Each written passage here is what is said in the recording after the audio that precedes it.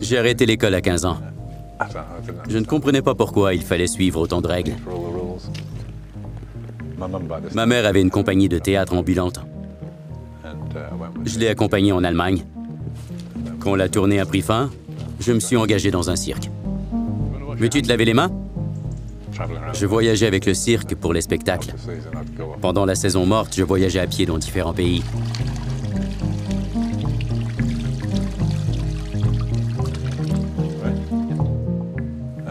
Quand j'ai quitté le cirque, j'ai déménagé sur une île en Écosse. Puis j'ai acheté un cheval et une vieille caravane. J'ai commencé à vivre en caravane quand j'avais 15 ans. Depuis ce temps, j'ai toujours vécu dans des caravanes ou des roulottes. Ce n'était pas un si grand changement pour moi de vivre dans une caravane à cheval. Cette caravane est authentique. Je l'ai achetée à une famille de voyageurs. On peut remarquer les roues en bois et le poêle à bois de type Queen Anne. On a voyagé en France avec celle-ci. Il y a une gravure sur le côté. Elle représente le cheval. Derrière, ce sont des oiseaux.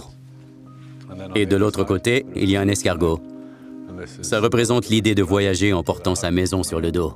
Mais si on regarde les roulottes plus traditionnelles, est-ce qu'il y a des choses que vous avez améliorées en construisant la vôtre?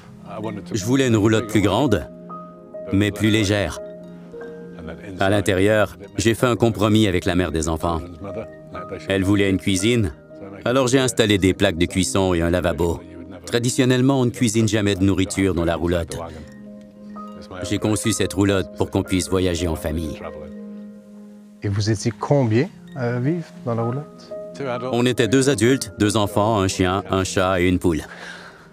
En fait, la poule avait sa cage à l'extérieur. Est-ce que c'est difficile avec des enfants?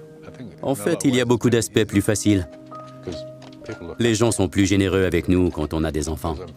Un homme qui voyage seul peut provoquer de l'hostilité ou de la méfiance. Mais quand on a des enfants, ça donne un sentiment d'innocence, non?